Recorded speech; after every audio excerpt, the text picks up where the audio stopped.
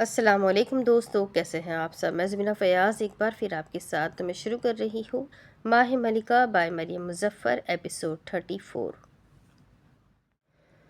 माह मलिका में गद्दार आ चुका है और जहाँ गद्दारी जड़ पकड़ ले वहाँ मजबूत तरीन सायादार दरख्त भी ढह जाता है।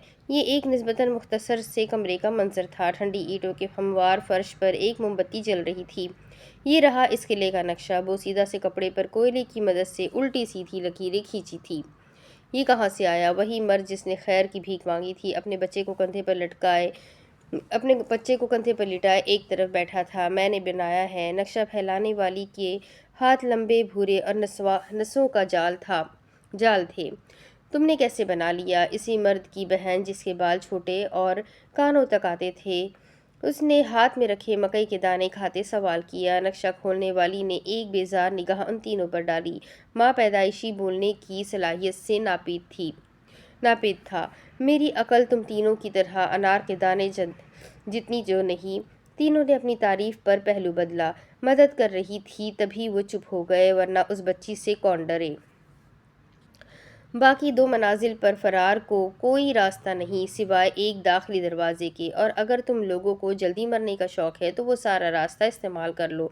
गर्दन में गेंदे के फूल वाले हार समेत मैयत भेजेंगे। एक बार फिर उन्होंने जब्त किया। ये बच्ची अब उनके धर्म पर भी तंज कर गई तो फिर हम यहाँ से निकलेंगे कैसे?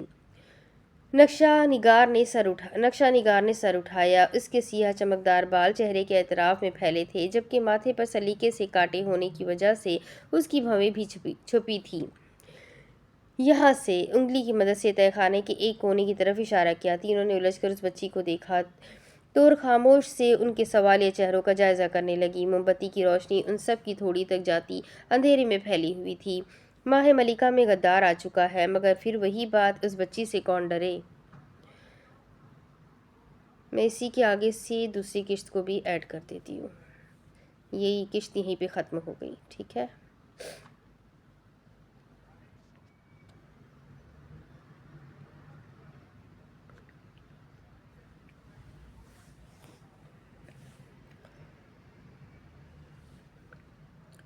अलमीरा को बाजुओं से खींचते दूर ले जा रहे थे। सारा किला तमाशा देखने के लिए जमा था, मगर जो तमाशा बनी थी वो चेहरा उठाए बस एक सिमत देख रही थी। फातिह इस्लाम को महसूस हुआ ये शायद आखिरी मर्तबा है जब वो अलमीरा को देखे। इस एहसास ने उसके अंदर अजीब सी मायूसी भर दी।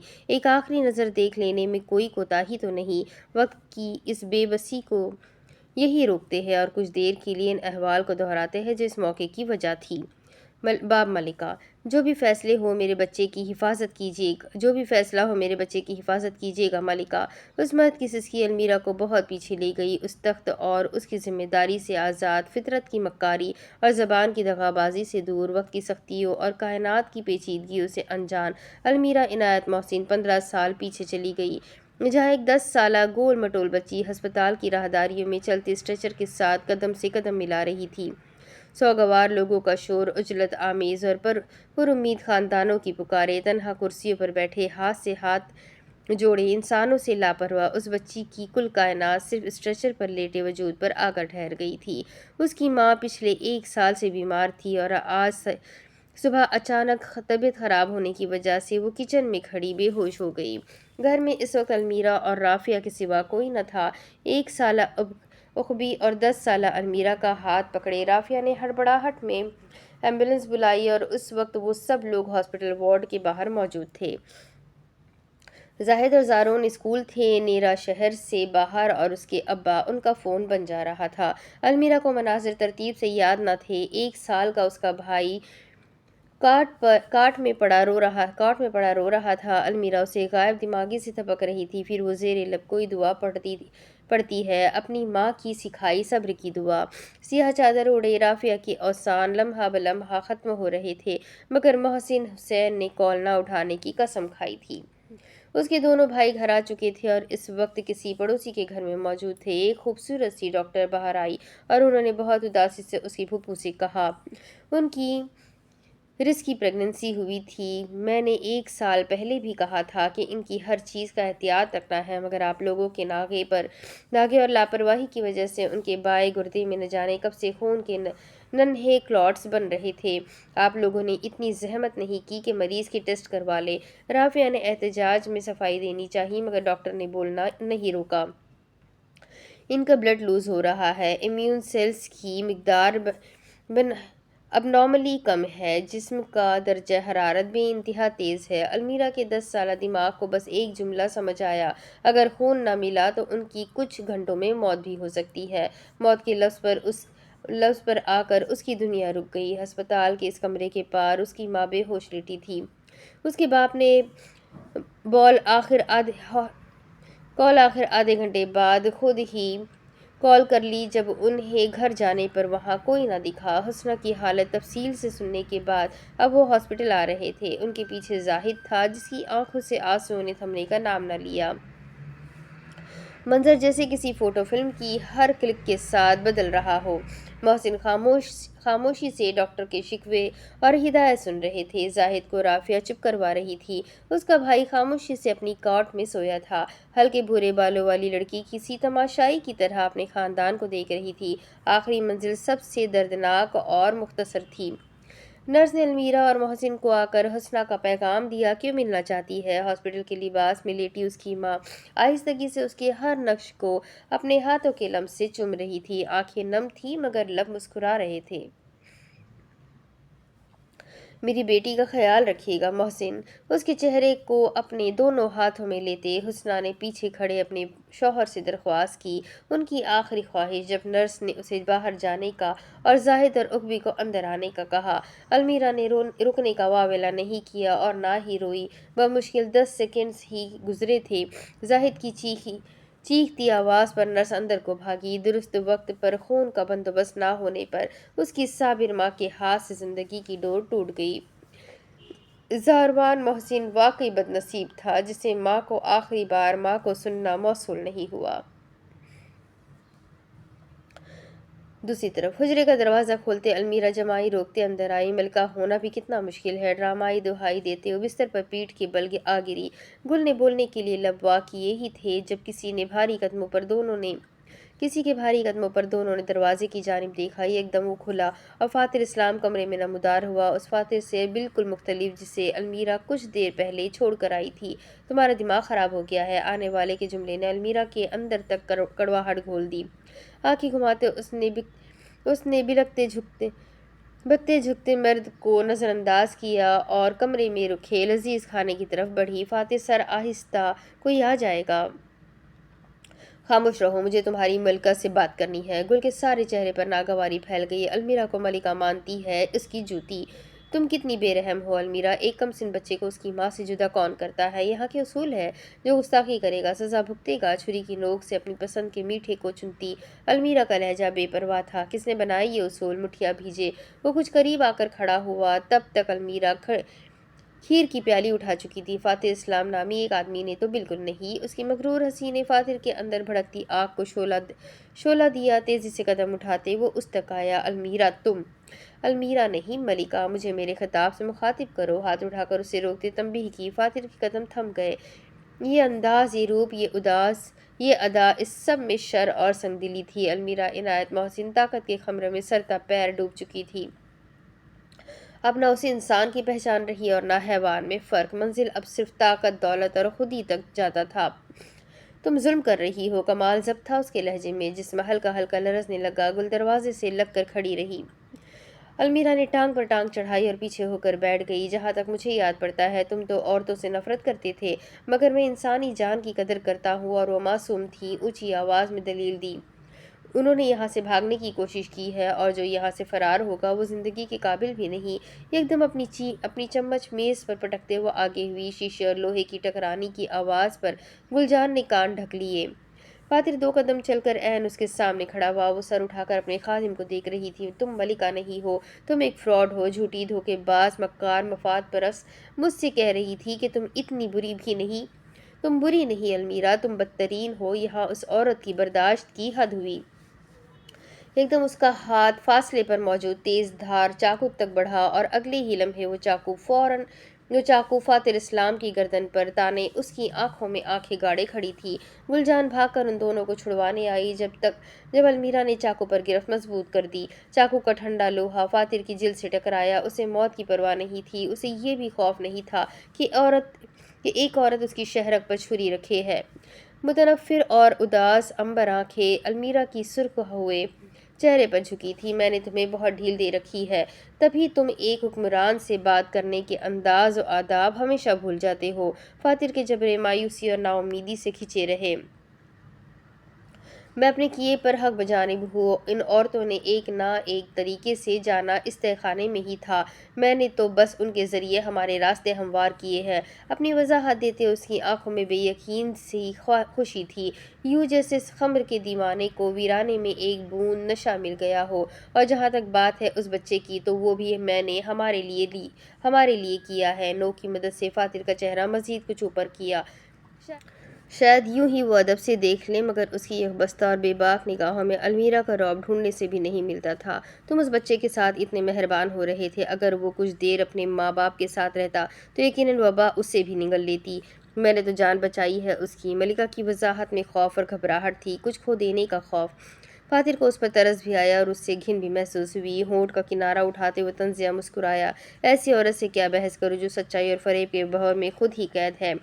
अलमीरा ने उलझ कर उसे देखा, मगर इससे पहले कि वो बोलने को लबवा करती, इससे 1 फुट ऊंचा मर्द 2 कदम पीछे हुआ और और लट्ठे की हाथ लट और उल्टे हाथ की मदद से चाकू अपनी शहरों से दूर उछाला। लोहे की नुकीली छुरी कमरे के एक कोने में जा गिरी। याद है जब तुमने हमसे वादा लिया था तो मैंने उस वक्त क्या कहा था? जैतून और सरसों रंग के लिबास वाली औरत की भवें उलझ कर करीब आई। फातिर कदम पीछे की तरफ उठा रहा था। जिस दिन तुम इंसानियत की पटरी से उतरी उस दिन हमारे और अपने रास्ते जुदा समझ लेना।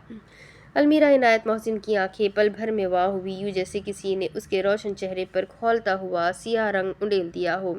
और जवाबन तुमने क्या कहा था? गुलजान दिल के मकाम पर हाथ रखे दिल ही दिल में दुआएं दोहरा रही थी।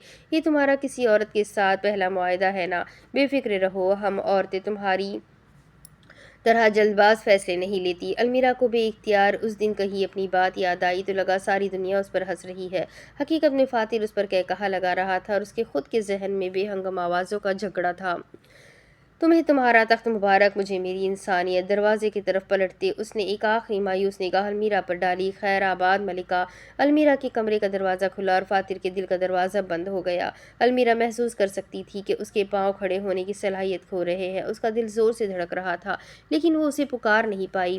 वो फातिर को रोकना चाहती थी, ये उसे यकीन था, लेकिन हलक से आवाज़ एक भी नहीं निकली। वो चला गया, अपने पीछे ये ऐलान सुनाए कि अब उनके रास्ते जुदा है। वो चला गया और अलमीरा तन्हा रह गई। वो चला गया और सिर्फ खामोशी बाकी रही। गुल तुमसे नाराज़ है, वो तुम्हारी मदद नहीं करेगी। दबीर को तो रहने ही दो, वो तो वैसे भी तुम्हारे किसी काम का नहीं। तुम्हारी सिर्फ यहाँ मैं सुन रहा था, हमें यहाँ से तुम निकाल सकती हो और तुम्हारे यहाँ रहने के लिए हमारी मौजूदगी ज़रूरी है। क़राबत से मौजूदगी ख़त्म होती तो अलमीरा को उन जुमलों का अंदाज़ा हुआ। उसे वहाँ रहने के लिए नहीं, उसे वहाँ जीने के लिए फातिर इस्लाम की ज़रूरत थी। धीरे धीरे बैठते वो अभी भी कायनात को खुद पर हंसते हुए सुन सकती थी। तुमने क्या कर दिया अलमीरा? कमरे के कोने में खड़ी गुल की आंखें और लहजा नम था। अलमीरा का चेहरा बालों में छुपा रहा। तुम्हें भी मैं जालिम लगती हूँ? गुलजान ने उसके झुके सर को देखते अपने लरसते होठों को सख्ती से मिलाया। आंसुओं का गोला निगलते उसने गहरी सांस खारिज की। अब उसके चेहरे पर बस सख्ती और अलमीरा के लिए कराहत थी। फातिर सर ने तुम्हें मौका दिया था, तुमने वो मौका गवाया है। अलमीरा ने आहिस्ता से चेहरा उसकी तरफ फेरा। उसकी आंखों में हैरानगी के गहरे साए थे। तुम एक औरत होकर कैसे किसी मर्द को दूसरी औरत पर फौकियत दे सकती हो? तुम जैसी लड़कियों को बस मर्दों की अटेंशन चाहिए, उनके कदमों में बिछी जाती हो, इतनी हिम्मत नहीं होती कि उनको गलत कह सको। गुल ने मायूसी से गर्दन दाएं बाएं हिलाई। अलमीरा ने मुंह से जहर उगलना ना रोका। और फातिर जैसा मर्द, वो तुम्हें एक नज़र भर कर देखेगा भी नहीं। उस खुद पसंद आदमी के पीछे तुम मुझे मुलजिम ठहरा रही हो। तुम लोगों के लिए मैंने क्या क्या नहीं किया और जवाबन मुझे क्या मिला? लानत, मलामत, नफरत। गुलजान गहरे सांस लेती ज़बानदार तो तले दबा रही थी। बेइख्तियार वो रात याद आई जब अलमीरा ने उन तीनों को वहाँ कैद किया था।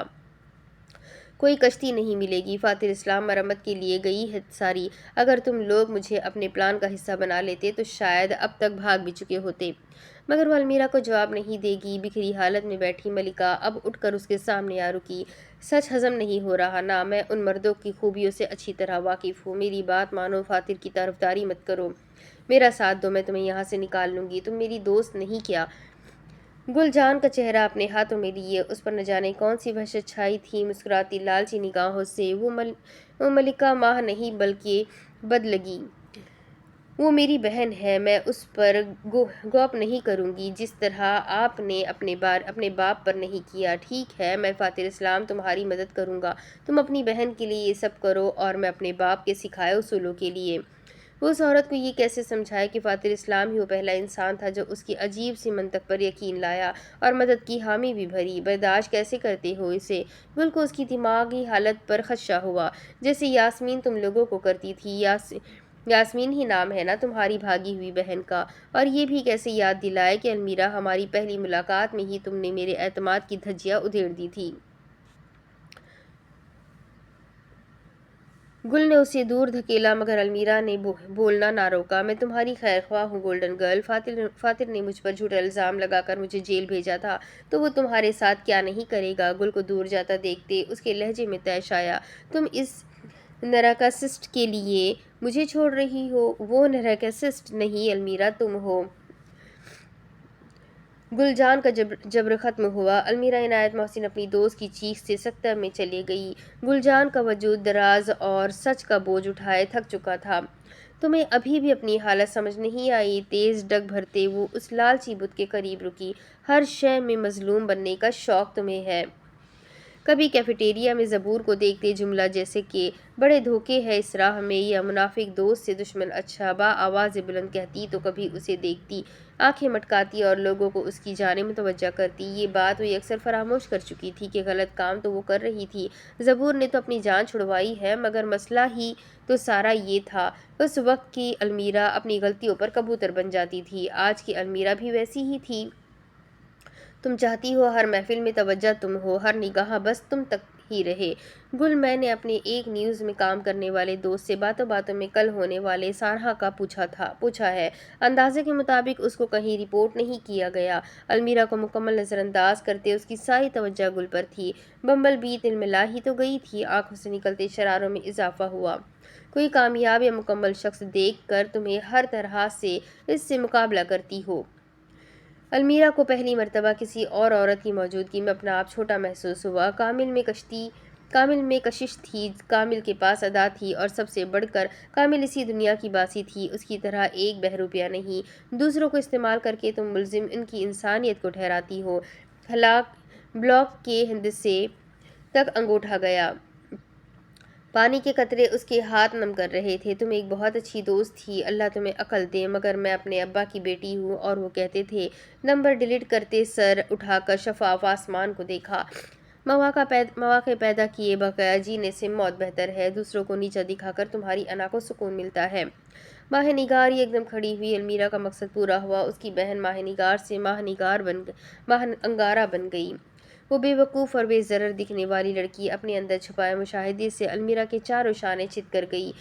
खून की शान में खुद की शान में ज़मीन आसमान एक तुम करती हो, फातिर सर नहीं। तुम्हें लगता है ये आदतें तुम्हें मुमताज़ या सबका पसंदीदा बनाएंगी? उसका लहजा हकीर हुआ। सबको तुम जहर लगती हो। रोए इंसानियत में कोई एक ऐसा नहीं जो सच्चे दिल से तुम्हारा साथ चाहता हो। सबको अलमीरा इनायत मोहसिन से नफरत है, क्योंकि वो औरत एक खुद पसंद मक्कार है जिसे अकेला रह जाने का खौफ पल पल सताता है। अलमीरा पलक तक न झपक सकी। आज ना तो वो मुस्कुरा रही थी और ना ही गुलजान पर गुस्सा थी।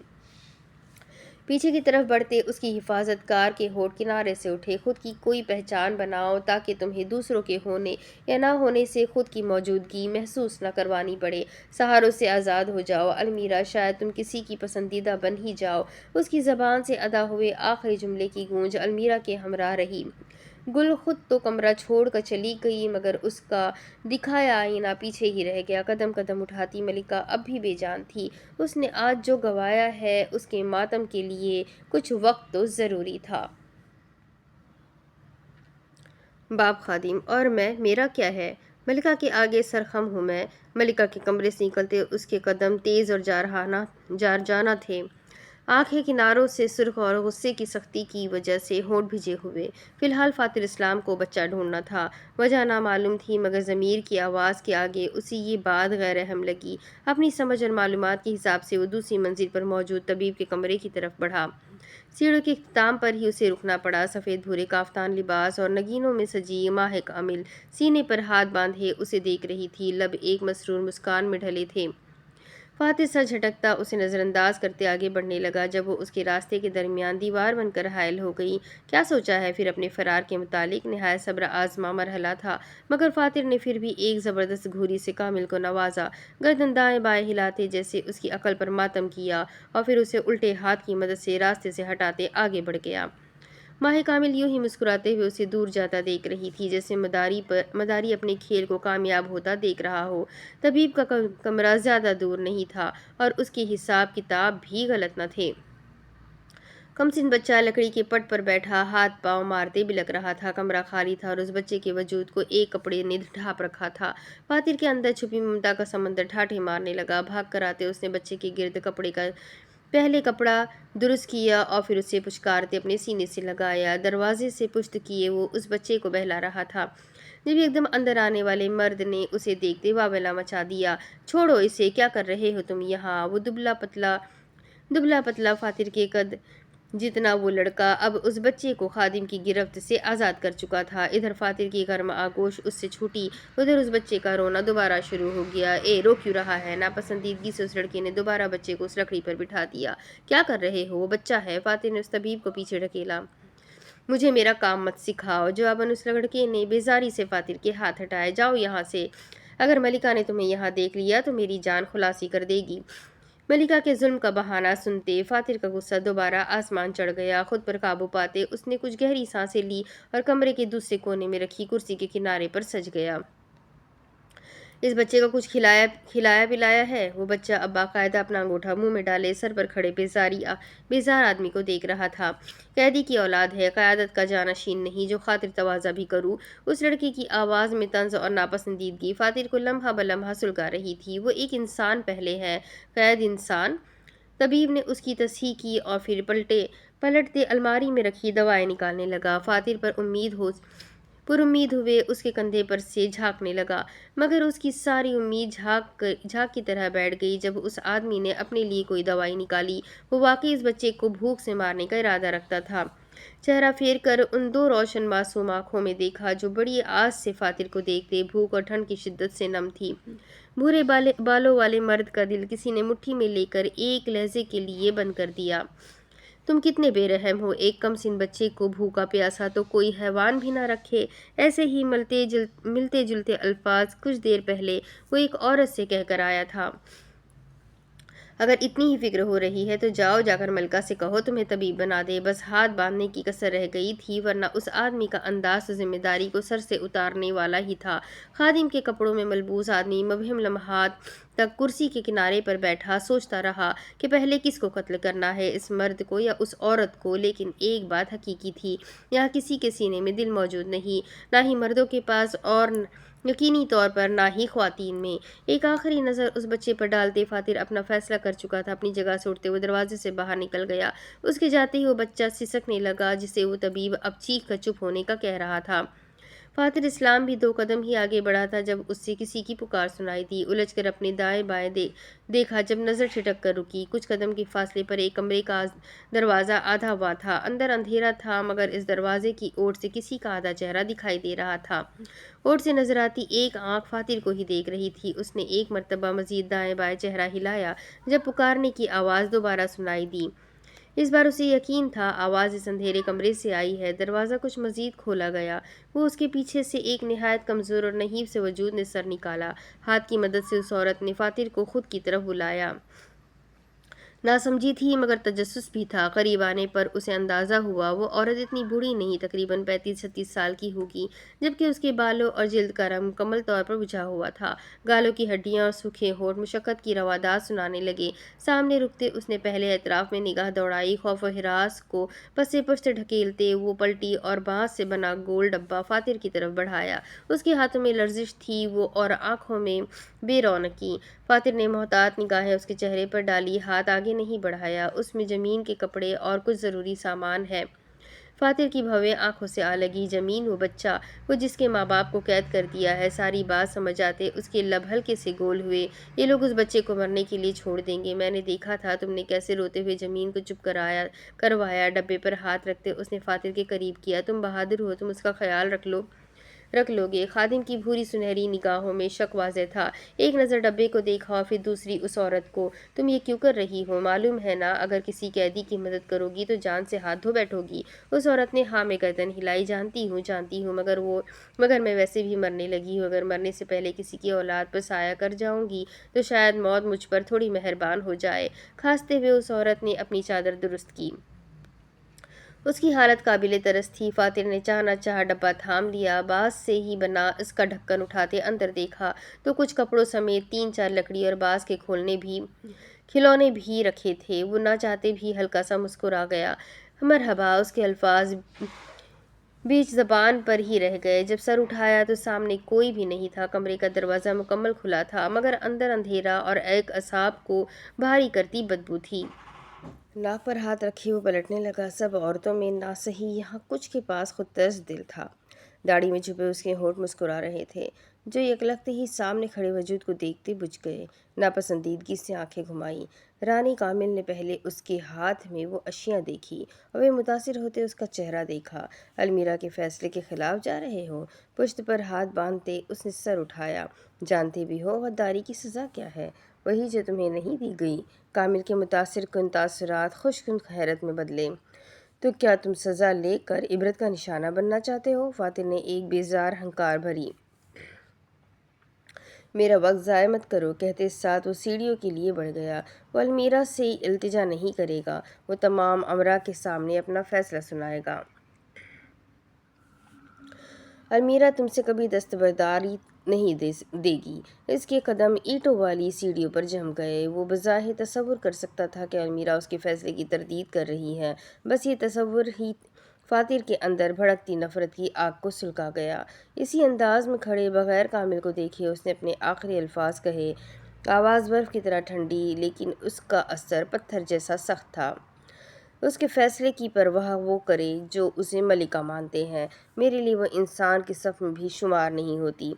फातिर को बेइख्तियार वो मनाज़िर याद आया जिसमें उसे अलमीरा अजनबी लगी। वो दुरुस्त था। उसके और उस औरत के दरमियान दो सफ़े थी जिनसे रुख पहले उसने फेरा था। माहे कामिल खामोशी से उससे दूर जाता देखने लगी। उसके अंदाज में सुकून था। मुस्तकबिल का इल्म जिसे हो वो फिर यूं ही पुरसुकून रहते हैं।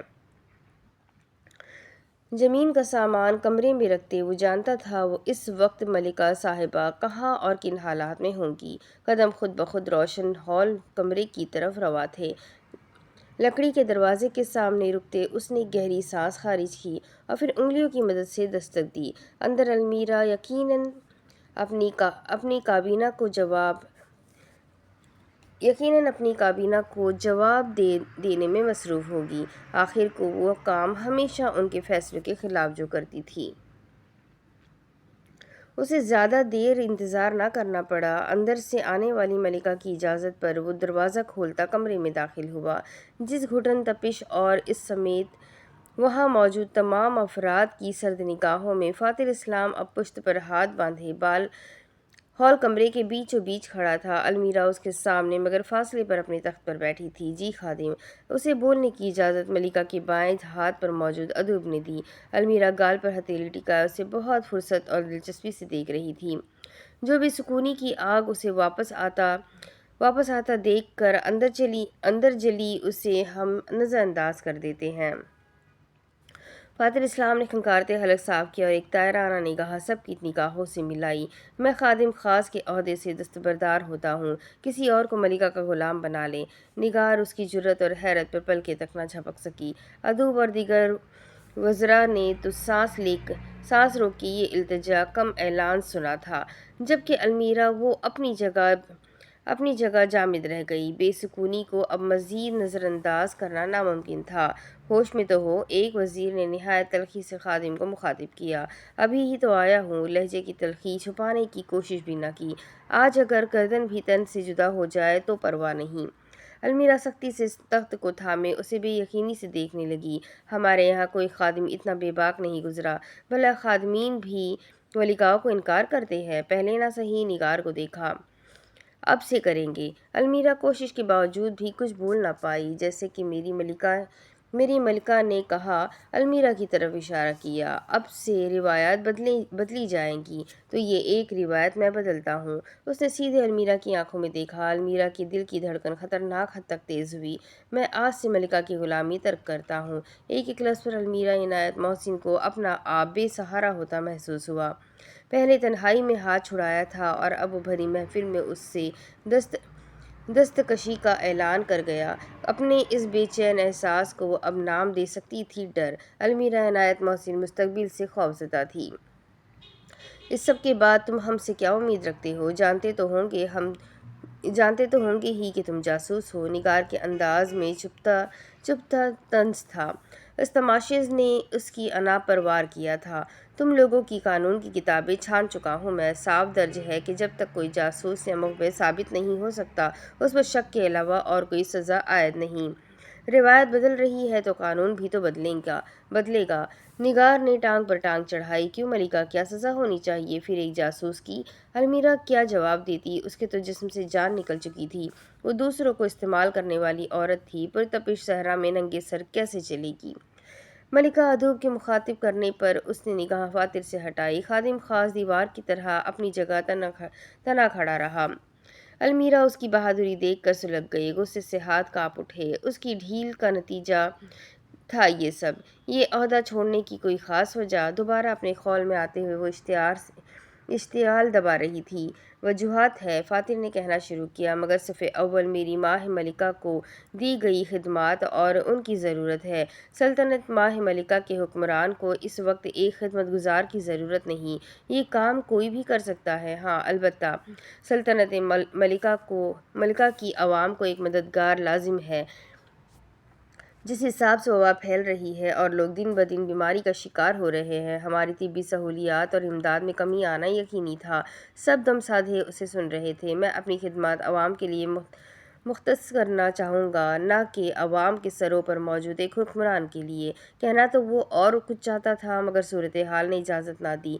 कुछ देर महफिल खामोश रही। अलमीरा गहरे सांस लेते दिमाग की डोरियां हिला रही थी, जबकि फासले पर मौजूद फातिर इस्लाम बस यहाँ से भागने का मुंतज़िर था। अगर वो उसे छोड़ने का ख्वाहिशमंद था तो अलमीरा क्यों हाथ बढ़ाए? लोग उसके पीछे आते हैं, वो भला किसी के पीछे क्यों जाए? अब की बार मलिका ने चेहरा उठाया तो वहाँ चट्टानों जैसी सख्ती नहीं, सख्ती थी। अना दोनों को ही अजीज़ है। अगर ऐसा है तो ऐसा ही सही। इजाज़त दी गई। कुछ वज़रा ने पलटकर हैरत से अलमीरा को देखा। क्या मलिका मैदान से पीछे हट रही थी? मगर फातिर ज़ेरे लब मुस्कुराया। वो जानता था अलमीरा बासानी झोलियाँ नहीं भरती। आज से तुम कैद मर्दों की गुलामी करोगे। महफिल में हलचल मच गई। टांग पर टांग रखे मलिका मुस्कुराते हुए उलझे हुए खादिम को देख रही थी। कैदियों की गुलामी? आज से तुम अब्दुल्ला के ज़ेरे निगरानी काम करोगे। कैदियों का लिबास, उनका खाना, उनकी साफ़ सफाई, सब से तुम्हारी जिम्मेदारी। गाल को हथेली पर रखे हुए उम्मीद थी कि अभी वो इनकार करेगा, या चलो इनकार ना सही, अभी उसके फैसले को रद्द करेगा। उम्मीदों का घर पाश हुआ। फातिर इस्लाम ने कमाल ताबेदारी का मुजाहरा किया। मैं अपनी खिदमत एहसन तरीके से सरअंजाम दूंगा। ताज़ीम दी। फातिर अबुल इस्लाम ने अलमीरा को ताज़ीम दी। कोशिश के बावजूद भी याद न कर सकी कि फातिर ने कभी उसके सामने सर झुकाया हो। डर और खौफ का शिकंजा अलमीरा के गिर्द मजबूत हुआ। जब फातिर ने अपनी गर्दन उठाते अलमीरा की खौफज़दा निगाहों में सीधी नज़र डाली, तब अलमीरा को उन भूरी सुनहरी आंखों में सिर्फ एक जज्बा दिखा, नफ़रत। सरासर खालिस नफ़रत के किनारों पर बेजारी और नाउम्मीदी। वो एहतराम में नहीं झुका था। फातिर तो उसे अलविदा करने के लिए झुक गया, यूँ गोया अलमीरा का मजाक उड़ाते हुए उस पर लतीफ़े कस रहा हो। जाते जाते इज्जत रख ली। تاجپوشی کے بعد سے لے کر آج پہلی مرتبہ المیرا کو اس طاقت سے نفرت ہوئی۔ فاتر کے ہر دور جاتا قدم اسے بے بس چھوڑ رہا تھا۔ وہ المیرا کے بارے میں ٹھیک ہی کہتا ہے، اس عورت کا نہ خود پر کوئی اختیار ہے، نہ اس کی اپنی کوئی طاقت تھی۔ لوگوں کو خوش کرنے والی اس چالاک عورت کو انسان توڑ سکتا ہے اور انسان ہی جوڑ سکتا ہے۔ باب منصف: یہاں سے فرار کا کوئی حل نہیں۔ یہ الفاظ با اثر تھے، ورنہ وہ اس چار دیواری میں یوں دبیر کو ڈھونڈنے بھاگ نہ رہی ہوتی۔ قدموں کی چاپ سانسوں کی بے رباطی سے گھل کر اس کی سماعت سے ٹکرانے لگی۔ دبیر نے وہ الفاظ کیوں کہے؟ وہ کیسے اتنا پر یقین ہے کہ یہاں سے واپسی ممکن نہیں؟ کیا وہ کچھ ایسا جانتا ہے جو باقی تین نہیں جانتے؟ تمام سوچوں کو جھٹکتے اس نے راہداری میں چلتے دو مردوں سے رک کر منصف کا پوچھا۔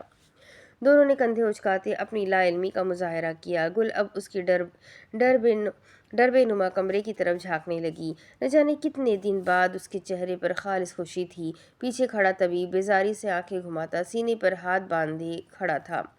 فاتر نے جمین کو نہلا دھو کر صاف لباس پہنایا اور اب اسے کندھے سے لگائے نیم گرم دودھ پلانے لگا۔ یہ سب کرتے اسے اس کی انا کہیں دور جا سوئی تھی۔ دبیر کا کمرہ دوسری منزل کے ایک اندھیرے کونے میں موجود تھا۔ ریشمی پردے کے پار ایک لکڑی سے بنی دیوار تھی جس کی دوسری طرف دبیر ہوتا اور مقابل شکایتی۔ آج وہاں رش لگا تھا۔ اس کی بھویں الجھ کر قریب آئی اور قدم کو سست ہوئے۔ مردوں میں بغاوت کو ہوا دینے کی وجہ سے منصف اعلیٰ کو ملکہ کے حکم پر گرفتار کیا جاتا ہے۔ جہاں عبداللہ نے یہ الفاظ کہے وہیں ساتھ موجود چوگانشین آگے آئی اور دبیر کے ہاتھوں کو بیڑیوں میں جکڑ لیا۔ گل کے حقیقتاً ہاتھوں سے طوطے اڑے۔ دوڑ کر آتے اس نے صورتحال قابو کی۔ بچے کو کندھے پر رکھے وہ اس کی پیٹھ شفقت سے سہلاتے ہلکا ہلکا جھول رہا تھا۔ لبوں پر کھلتا تبسم اس کی اندرونی خوشی کو بیان کرنے لگا۔ ملکہ نے منصف کو گرفتار کرنے کے لیے مجھے بھیجا ہے۔ تیزی سے بڑھتے وہ دبیر کے شانہ بشانہ کھڑی ہوئی۔ عبداللہ ایک لمحے کو لاجواب رہ گیا، جیسے اسے گل سے اس کی امید نہ تھی۔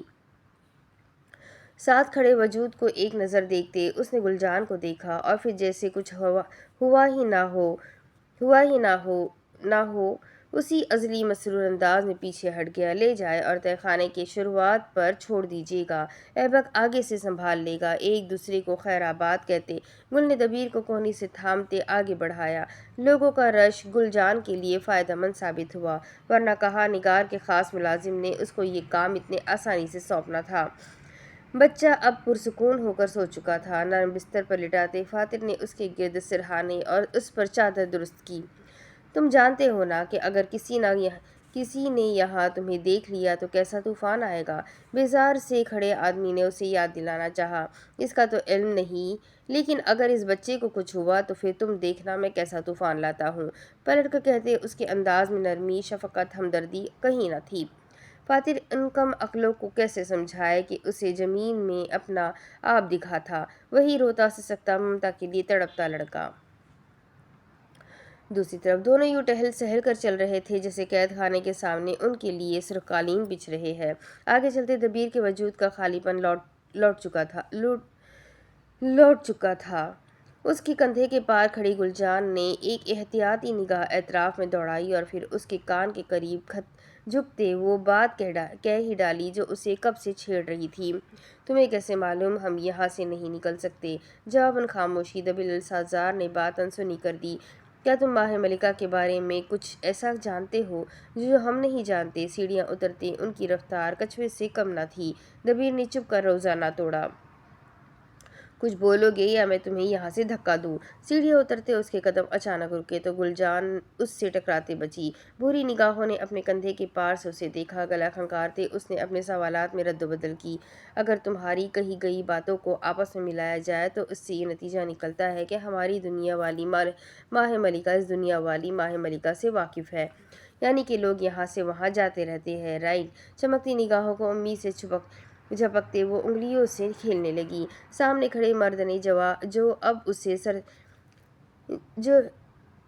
سر تا پیر دیکھا اور دوبارہ سے مڑتے ٹہلنے لگا۔ وہ اب پہلی منزل کی زمین پر کھڑے تھے، لیکن سارا معاملہ ایک بات پر آ کر ٹھہر جاتا ہے، ہم یہاں آئے کیسے؟ اگر ہم تینوں کو ایک جگہ پر بلانے والے تم تھے تو یقیناً اس بات کا جواب تم جانتے ہوں گے۔ دبیر جیسے اس کی خود کلامی پر کان لپیٹے اپنی منزل کی طرف رواں تھا، یوں جیسے یہ سب اس کے لیے عام تھا، یا جیسے وہ منتظر تھا کہ یہی سب ہونا ہے۔ یا پھر دور سے ایبک کھڑا دکھا۔ ہمارے علاوہ اور بھی لوگ ہماری دنیا سے یہاں آئے ہیں۔ کیا ماہ ملکہ والے ہماری اصلیت جانتے ہیں؟ اور اگر جانتے ہیں تو یہ ہمیں واپس کیوں نہیں بھیج رہے؟ کیا اصل ہے، کیا حقیقت؟ اس کا لہجہ کہیں بلند ہوتا تو کہیں مدھم، کسی لفظ کو وہ سوگ سے کہتی تو کہیں پر شک ہوتا۔ اس کی آواز دبیر السازار کے سر پر ہتھوڑے کی طرح لگ رہی تھی۔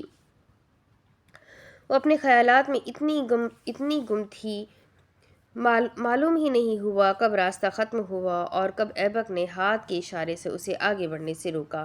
حقیقی دنیا میں لوٹی تو اندازہ ہوا ابھی کہیں سوال رہتے تھے۔ طبیعت ایک دم بے چین ہوئی اور انداز میں تیزی آئی جب اس کے کچھ بھی کہنے سے پہلے دبیر بول پڑا۔ ملکہ سے کہنا میں نے کوئی بغاوت نہیں کی۔ چپ کا روزہ ٹوٹا اور کیا ہی افطاری تھی۔ گل جان سرتاپیر شرم میں ڈوب گئی۔ اپنی تحقیقات میں تو وہ یہ بھول ہی گئی کہ دبیر پر جھوٹا الزام بھی لگا ہے۔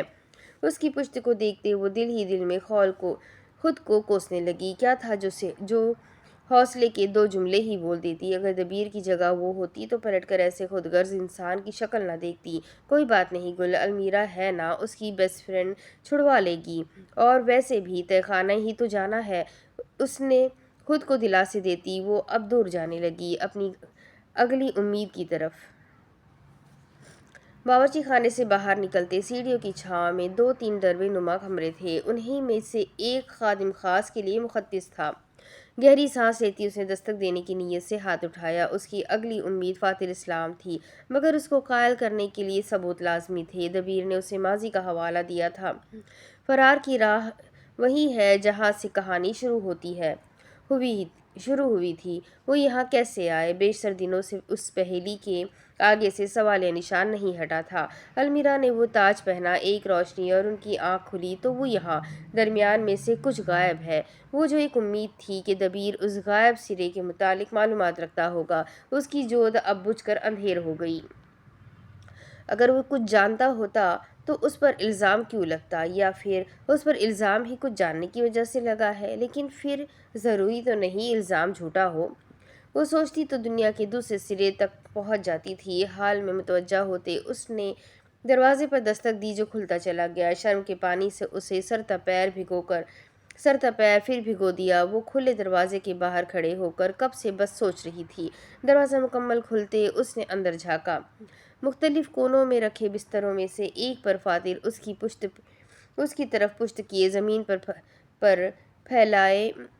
پیر پھیلائے بیٹھا تھا۔ کمرے میں کسی کی موجودگی کے احساس سے پلٹتے اسے گل دکھی۔ اچانک لڑکی کے ذہن سے صبح والا منظر گزرا تو اس کے قدم بیچ راہ میں ہی تھم گئے۔ کیا فاتر اس کی مدد کرنا چاہے گا؟ کیا فاتر اس کی بات سنے گا؟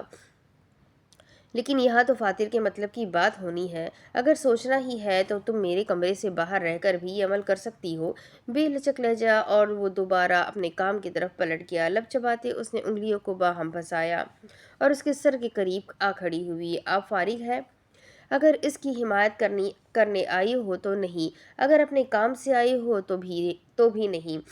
گل اچھے سے جانتی تھی وہ اس کون ہے، اور اس سے بھی زیادہ اچھے سے جانتی تھی کہ اگر وہ طنز کر رہا ہے تو حالات اتنے خراب نہیں ہوئے۔ خود کا حوصلہ بڑھاتے اس نے گلا صاف کیا۔ مجھے فرار کا راستہ سمجھ آ گیا ہے۔ سیاہ لباس پر اس کی گرفت تھمی، سر اٹھا کر پیچھے دیکھا۔ مطلب؟ گل دو زانوں ہو کر زمین پر بچھی چادر پر بیٹھی۔ یہاں یقیناً وہ سوتا ہوگا۔ کروز میں آتے وقت آپ کو کوئی کوپن، کوئی پوسٹر، کوئی ای میل، جو بھی ملا تھا اس پر کیا لکھا تھا؟ فاتر نے کچھ سوچنے کے بعد وہی سطر دہرائی۔ اب اس سطر کے معنی کو موجودہ دنیا میں لگائے جہاں قسمت کو آزمایا جاتا ہے اور زندگی کو آسان بنایا جاتا ہے۔ بہت دیر تک سوچنے کے باوجود بھی فاتر کے چہرے کی الجھن میں کمی نہ آئی۔ کہنا کیا چاہ رہی ہو؟ صاف کہو تو مجھے یہ یہ دنیا ہماری اصل دنیا کو جانتی ہے۔ فاتر کی بولتی زبان بیچ میں رکی، الجھن میں کمی کے بجائے اضافہ ہوا۔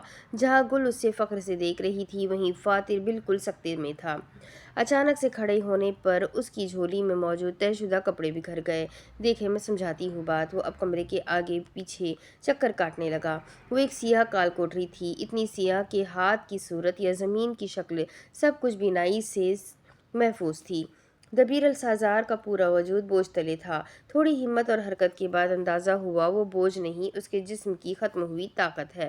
متوازی دنیا میں لوگ سفر کرتے رہتے ہیں، اس میں کوئی اتنی غیر یقینی بات تو نہیں کہ اگر یہاں کے رہائشی یا راوی میں اس دنیا کے بارے میں علم رکھتے ہو تو تم یہ کہہ رہی ہو کہ کروز والے جانتے ہیں کہ ہم کہاں ہیں اور یہ بھی جانتے ہیں کہ ہم کون ہیں۔ بالوں میں انگلیاں پھنسائے وہ کسی غیر مرئی نقطے کو دیکھ رہا تھا۔ بالکل، تو پھر انہوں نے ہمیں اب تک رکھا کیوں ہے؟ بھیج دے واپس۔ اور دوسری بات، اب تک ہمارا 11 روزہ سفر ختم ہو چکا ہے، ہم واپس کہاں جائیں گے؟ اور اگر گل ہاتھ اٹھائے اسے شانت کر رہی تھی، جانتی تھی وہ سوال پوچھے گا تو جواب سننے کا وقت نہیں دے گا۔ سانس لیتا تو پورے جسم میں درد کی لہر اٹھتی، آنکھوں کے آگے اندھیرا ہونے کے باوجود بھی وہ ان کی نمی محسوس کر سکتا تھا۔ جلد جھلس رہی تھی، وہ پٹھے یوں تھے جیسے آپس میں کھنچے ہوں۔ اپنی آنکھیں چبھ رہی تھی، اپنا ہی سر بھاری لگ رہا تھا۔ میرا کہنا یہ ہے کہ وہ دونوں دنیاؤں کی موجودگی سے واقف ہے، اس بات کی گنجائش نہیں کہ وہ ہماری موجودگی سے بھی واقف ہوں۔ یقیناً وہ ہمیں اسی دنیا کا کوئی رہنے والا سمجھتے ہیں۔ چلتے ہوئے رک کر اس نے گل کو بہت گہری نظروں سے دیکھا۔ کمر پر ہاتھ باندھے اس نے آنکھیں چھوٹی کی۔ کہیں تم؟ اس نے اپنی بات ادھوری چھوڑ دی۔ جی بالکل، میں وہی سوچ رہی ہوں۔ دانتوں کی نمائش کرتے اس نے چٹیا سے نکلتے بالوں کو انگلی پر لپیٹا۔ بہت دیر اس خوفناک اندھیرے اور چپتی ہوئی زمین پر بیٹھ کے پیٹھ کے بل لیٹے رہنے کے بعد اسے اپنی بائیں طرف سے روشنی کی شمع دکھی۔ وہ نہیں جانتا تھا اس کے ساتھ ایسا کیا ہوا تھا، اس حالت کا ذمہ دار کون تھا، کیا اسے مارا پیٹا گیا ہے؟ مگر ایسے کسی بھی منظر سے اس کا ذہن مکمل خالی تھا۔ ہم ماہ ملکہ والوں سے مدد مانگ لیتے ہیں، انہیں سب سچ بتائیں گے کہ کیا؟ فاتر نے بے رحمی سے اس کی بات کاٹی۔ اوہ معاف کیجیے گا، ہم ٹہلتے ٹہلتے آپ کی دنیا میں آ گئے، برائے مہربانی ہمیں ہمارے گھر چھوڑ دیں۔ باقاعدہ آواز پتلی کرتے گل کی اداکاری کی۔ انا پرست تو وہ بھی تھی۔ غصے سے جبڑے بھیج گئے۔ یقیناً اس کے مقابلے میں فاتر عقل کل اسلام کے پاس کوئی بہتر طریقہ ہوگا جو وہ ہم سے چھپائے بیٹھے ہیں۔ 2 کو 2 سے ضرب دو، ایسا حال تھا ان کا۔ کہتے ہیں اکٹھے رہنے والے لوگوں میں ہمیشہ ایک صفت مماثلت رکھتی ہے۔ ماہ ملکہ کے ان 4 قیدیوں میں انا اور اس سے وفاداری عام تھی۔ روشنی اب ایک شمع نہیں بلکہ اس کے پورے رخ پر پھیلی تھی، بدن سکڑ کر جیسے ہلنے سے انکاری ہو۔ سانس بھی خدا کا رحم و کرم تھا۔ خدا! دبیر السازار خدا پر کب سے یقین رکھنے لگا۔ کیسا محسوس کر رہے ہو منصف خاص؟ یہ مغرور لہجہ طنزیہ ہنسی ذبیح اللہ نے کہتے ساتھ اس کے جیل کا دروازہ کھولا۔ وہ روشنی اس کے ہاتھ میں موجود لالٹین کی مدد سے تھی۔ دبیر نے آنکھ کے کنارے سے اسے قریب آتا دیکھا۔ سانس اکھڑ رہا تھا، جسم کا درجہ حرارت بڑھنے لگا۔ کیا یہ موت تھی؟ فاتر اس سے رخ پھیرے، اب چہرہ دونوں ہاتھوں میں چھپائے سوچنے لگا۔ یہ ایک حقیقت تھی کہ اس کا ذہن ترکیب سے خالی تھا۔ اس کی آزمائی ہر چال کو المیرا اس چاروں شانے چت کر دیتی۔ المیرا، یہ عورت ہر راستے اور منزل کے اختتام پر کیوں کھڑی ملتی ہے؟ ہے میرے پاس ایک طریقہ۔ اس کی آواز میں یقین اور تصدیق کی کمی تھی، مگر گل کی سماعت پھر بھی متوجہ ہوئی۔ یہ جو کچھ الفاظ اس کی زبان سے نکلنے والے تھے، ان کا بوجھ کتنا بھاری تھا فاتر اسلام بیان نہیں کر سکتا۔ ایک گہری سانس لیتے ماہ کامل لبوں سے آزاد کیا۔ گل کا اپنی جگہ چوکنا ہو کر بیٹھنا واجب تھا۔ دوسری طرف سیاہی نم آنکھیں، چکراتا سر، پھولتے عضو اور اس سے کچھ ہی دور کھڑا وہ ایک نقلی اور ایک نیلی آنکھ والا مرد۔ اس کی آنکھوں میں بھی کوئی چمک نہیں تھی۔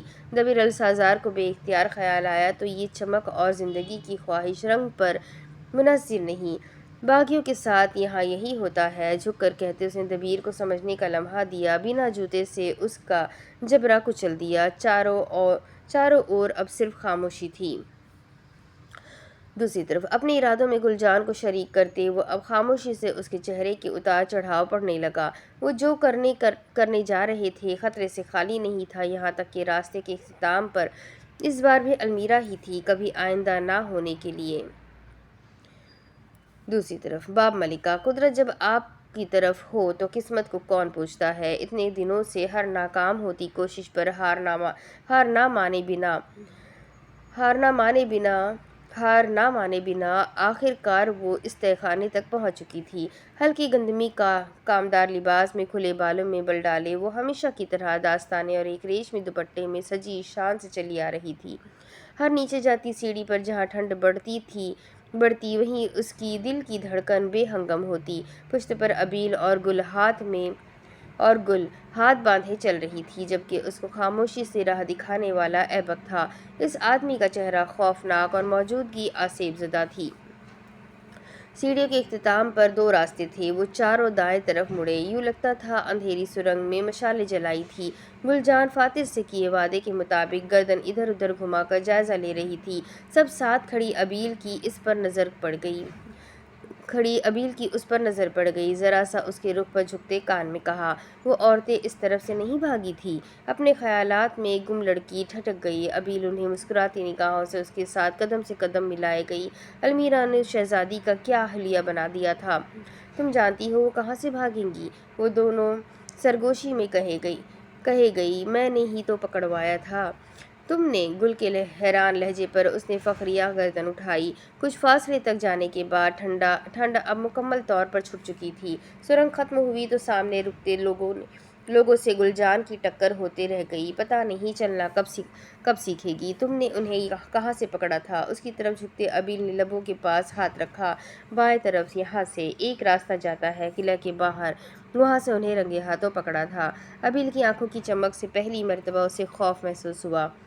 سرنگ کا خاتمہ دائیں بائیں طرف 2 راستوں پر ہوا۔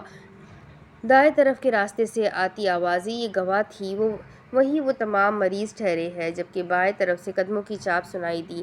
دیکھتے ہی دیکھتے وہاں سے تقریباً کوئی 11-12 قیدی ہاتھوں کو رسیوں میں جکڑے بگڑے تاثرات لیے نمودار ہوئے۔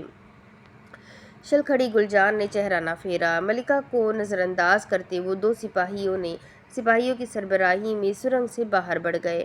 ان کی قید خانے کی صفائی کے سلسلے میں انہیں کچھ دیر کے لیے دوسری جگہ منتقل کیا جا رہا ہے۔ کہاں؟ ایبک کے پیچھے چلتے المیرا کا سوال جائز تھا۔ بائیں طرف کے کمروں میں۔ گل جیسے کسی خواب سے جاگی۔ کیا منصف کو بھی اسی طرف قید کیا ہے؟ ایبک نے جواب نہ دیا، مگرچہ المیرا نے گردن سوال میں ضرور پھیری۔ آپ کو نہیں معلوم؟ گل کے انداز میں واضح ہتک تھی۔ المیرا نے بظاہر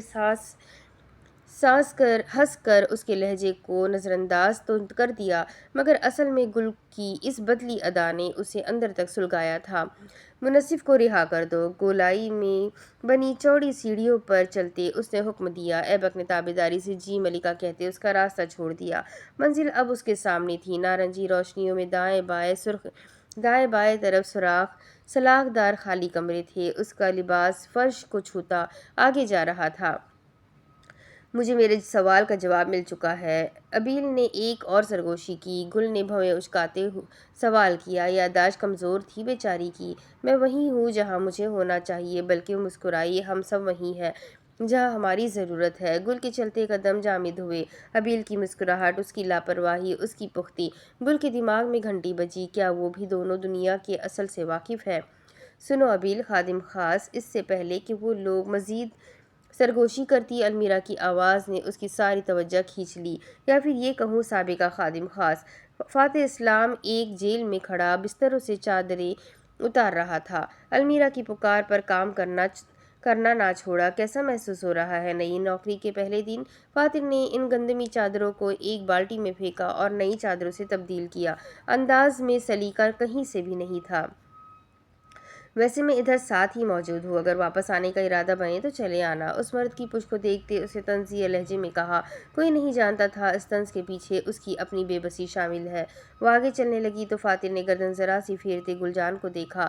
آنکھوں ہی آنکھوں میں ایک دوسرے کو اشارہ کرتے وہ دونوں اپنے ترتیب شدہ کاموں کو بڑھ گئے۔ المیرا کے احکام کے مطابق وہ کمرہ اندھیر تھا۔ ملکہ کی موجودگی نہ ہوتی تو ابیل کے ہاتھ میں کبھی وہ لالٹین نہ آتا۔ एक टांग पर टांग रखे, वो हाथों को गोद में बांधे वो अपने सामने बैठे तीनों मुजरिमीन को देख रही थी। तुम जाओ यहाँ से और लालटेन गुल को पकड़ा दो। अबील ने एक मोहतात निगाह नीम अंधेरे में खड़ी लड़की पर डाली और फिर अलमीरा के चेहरे पर। बेहतर मलिका, वो तो बाखुशी अलमीरा की खिदमत को इनकार करे। तुम्हारी कनीज कैसी है? पीछे रास्ते में अबील ठहर गई। गर्दन में गिल्टी उभर कर मालूम हुई, जबकि हाथ मुट्ठियों में जकड़ लिए। पलट कर बैठी औरत के ताज को देखा, मर चुकी है। शहजादी की आवाज़ में मलिका के लिए शदीद नफरत थी, जबकि अलमीरा ने दिल ही दिल में, लो भला, मैंने थोड़े ही कत्ल किया है। उसका कहा, अगर सच कहो तो अलमीरा को पछतावा हुआ था, लेकिन ये बात मान लेना मतलब अना को कुचल देने के बराबर था। नफरत के जो पत्थर सबके दिलों में बसे हैं, वो अलमीरा के आमाल का नतीजा थे। लालटेन की झिलमिलाती रोशनी पथरीली दीवार पर आती जाती रही। कुछ लम्हात खामोशी में बसर हुए, मगर जब अलमीरा ने कहने को लबवा किए, इससे पहले ज़मीन पर बैठा आदमी बोल पड़ा, मेरा बेटा कैसा है? अलमीरा क्या कहने लगी थी, सब कुछ जैसे इन अल्फाज के आगे छोटा पड़ गया। ये कैसा बाप है जो खुद से पहले अपनी औलाद का सोच रहा था। दूसरी तरफ बावर्ची खाने में मौजूद इस गोदाम के सामने पर्दा गिरा था। रात के पहर जब सब सोए हुए मिलते हैं, तब दो उल्लू जाग कर फरार का रास्ता तश्कील कर रहे थे। एक तरफ जमा किया अनाज था, जबकि उनके दरमियान एक नन्हा मेज़ मौजूद था। एक तरफ सुनहरी चुटिया और सिया ढीले लिबास वाली लड़की बैठी कलम को उंगलियों में घुमा रही थी, जबकि उसके मुकाबिल मौजूद भूरी रंगत और गंदमी लिबास वाला मर्द कहवा बनाते उसकी तहकीकात ने जहन नशीन कर रहा था। अलमीरा दबीर की गिरफ्तारी से अनजान थी। लड़की ने मर्द के चलते हाथों को देखा। इससे तो एक ही मतलब निकलता है, दोनों की नजरें मिली। वो लोग अलमीरा का नाम इस्तेमाल कर रहे हैं, पर क्यों? पानी को आग पर चढ़ाते कुछ दिए दोनों खामोश रहे। कहीं दबीर उनका साथी तो नहीं? गुलजान अपने शकूक का गला घोटने में नाकाम रही। तुम इस आधी लाश पर शक कर रही हो? फातिर का लहजा लापरवाह था। गुल को अपनी अदम एतमादी पर शर्मिंदगी हुई। बेटे को छोड़ो और अपना सोचो। जानते हो आगे क्या होने लगा है? जो भी होगा इस जहन्नम से तो बेहतर ही है। उस मर्द की बहन ने जहरीले नम अंदाज में जवाब दिया। अलमीरा को इस औरत पर बेइंतहा हैरानगी हुई। भला ऐसी दुनिया जहाँ इस किस्म की जिनसे हुकूमत करती हो, वहाँ से कैसा मसला और ऐसा क्या हुआ था जिसने तुम्हें फरार का कदम उठाने पर मजबूर कर दिया? एक तायराना निगाह उन सब के चेहरों पर दौड़ाई। हमें इस जहन्नम में नहीं रहना जहाँ इंसानियत से पहले जिनसी तफर्रुक देखा जाता है। इस बच्चे की माँ एक तरफ गटरी बनकर लेटी रही। गुल को बेइख्तियार उस औरत पर तरस आया। कौन सा तफर्रुक कर दिया हमने? अलमीरा की आवाज़ बुलंद थी। ये बात तुम्हारा भाई बोले तो कोई जवाब भी हो। छोटे बालों वाली औरत ने चेहरा उठाते मलिका की आंखों में आंखें डाली। लालटेन की रोशनी उसकी गर्दन तक आ रही थी, यूं जैसे अंधेरे में झूलता सर हो। वो मेरा भाई है, मैं उसके लिए नहीं बोलूंगी तो कौन बोलेगा? एक और झटका। ये कैसा भाई था जिसकी मोहब्बत में बहन अपनी सहूलियात को लात मार रही थी। इनका कहा कहना है वो यहाँ की बेतरतीबी से तंग आकर भाग रहे थे। कलम की नोक से मेज़ पर दस्तक दी। वो वजह सिर्फ ये नहीं, उबलते हुए पानी के सिरहाने बैठे उसका सर झुका था। चिराग की रोशनी गुल और फातिर के दरमियान थी। उस दिन जो नाबीना औरत मरी थी, उसके आखिरी अल्फाज क्या थे? गुल ने सोचते हुए कलम की नोक से मेज़ पर एक बार दस्तक दी, फिर दोबारा, और फिर वो सबको मार देंगे। दस्तक ठहर गई। अपने ही अदा किए अल्फाज की बाज़गश्त ने उसके रोंगटे खड़े कर दिए। कौन मार देंगे? ये सवाल फातिर का था। उबलते हुए पानी में इलायची और अदरक डाली। आपका कहना है कि फातिर इस्लाम आगे झुका, खुशबू अंदर उतारने लगा।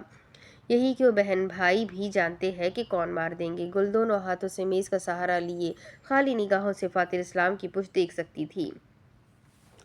इससे पहले कि वो मजीद लाजवाब होती, मौजू तब्दील किया। तुम लोगों को यहाँ से भागने में किसने मदद की? इस सवाल पर दोनों भाई बहनों ने नजरों का तबादला किया। आंखों ही आंखों में एक दूसरे को ना बोलने की तंबीह करते गर्दन झुका दी। गुल की निगाह हल्की सिसकियाँ लेती उस औरत पर ठहर गई। वो अपने बच्चे की जुदाई में तड़प रही थी। यकीनन यहाँ से भागने का इल्म कोई बुलंद मुकाम पर बैठा इंसान ही जानता होगा। उसकी बात पर भी दोनों ने चेहरे ना उठाए। अलमीरा की निगाह किसी गेंद की तरह एक से दूसरे पर सफ़र करने लगी। क्या अबील ने तुम लोगों की मदद की? इस नाम पर उनके चेहरों पर घुलने वाली कड़वाहट ने अलमीरा को हैरत में डाल दिया।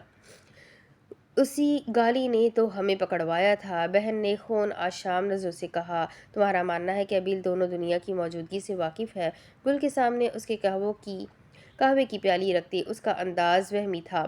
میرا حتمی فیصلہ یہی کہ ابیل جانتی ہے کہ لوگ یہاں سے وہاں آ سکتے ہیں، اور شاید اس کو شک بھی ہے کہ کون کس جہاں سے ہے۔ فاتر کی اپنی پیالی پر انگلیاں منجمد ہوئی تو اس کا یہ شک دور کس نے کیا؟ دونوں کے درمیان خاموشی چھا گئی۔ نیلی اور عنبر نگاہوں میں لاتعداد سوال تھے جن کے جوابات کی تو ابھی ابتدا ہوئی تھی۔ کہاں سے پکڑوایا؟ ایک مرتبہ، دوبارہ خاموشی۔ تم نہیں بتاؤ گے تو میں ابیل سے پتہ کروا لوں گی۔ چہرہ پھیر لیا، خاموشی نہیں ٹوٹی۔ اگلا اور آخری سوال، انگلیوں کو ایک دوسرے میں پھنساتے انہیں تھوڑی تلے رکھتے آگے ہوئی۔ ابیل کو تمہاری موجودگی کا کس نے بتایا؟ گل نے بولنے سے پہلے کاغذ پر ایک سطر کھینچی، کہیں وہ اہم نکات بھول نہ جائے۔ یا تو ابیل ان کے بھاگنے سے واقف تھی یا پھر ان کی مدد کرنے والا ابیل کا وفادار ہے۔ مجھے نہیں لگتا ان کی مدد کرنے والا غدار ہے، فاتر نے اس کی لکھائی پڑھتے کہا، اور شاید ان کی مدد کرنے والا بھی یہ بات جانتا ہو کہ کون ہم سب کو مار دے گا۔ مجھے ایک اور سوال بھی تنگ کر رہا تھا۔ فاتر اسلام نے اسے اپنی پیالی کے اوپر سے دیکھا۔ کیسا سوال؟ فاتر کے سوال پر گل نے المیرا کے الفاظ دہرائے۔ تم لوگ فرار ہو کر کہاں رہے تھے؟ ان کی پیشانی سے پھسلتا پسینہ گرمی کی وجہ سے تو بس نہیں تھا۔ معلوم نہیں، مگر یہاں سے دور، بنا ملکہ سے نظر ملائے بنا اس آدمی نے کہا۔ معلوم ہے انہیں، اور ان سے یہ معلومات نکالنے کا ایک ہی طریقہ ہے۔ شیشے کی پیالی میز سے ٹکرائی، چراغ کی روشنی دونوں کی تھوڑی پر پھیلی تھی۔ زمین گل جان کی بھویں تجسس میں ماتھے سے جا لگی۔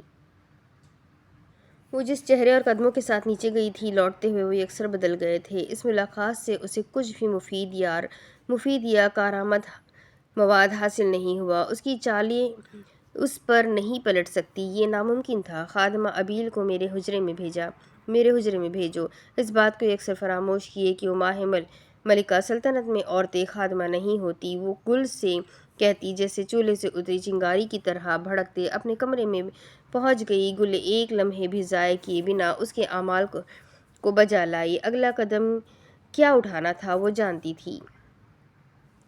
اب اس کے آگے کی کہانی میں آپ کو اگلی ویڈیو میں سناتی ہوں کہ آگے کیا ہوگا۔ یہ جاننے کے لیے میرے ساتھ بنے رہیں۔ ناول کافی انٹرسٹنگ ہے۔ اب آگے کیا ہوگا؟ کہ یہ لوگوں کو راستہ مل جائے گا باہر جانے کا؟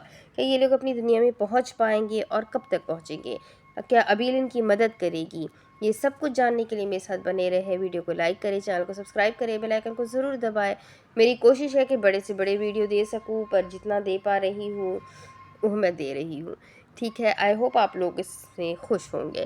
تو بس دعاؤں میں یاد رکھیں، اپنا خوب سارا خیال رکھیں۔ اللہ حافظ۔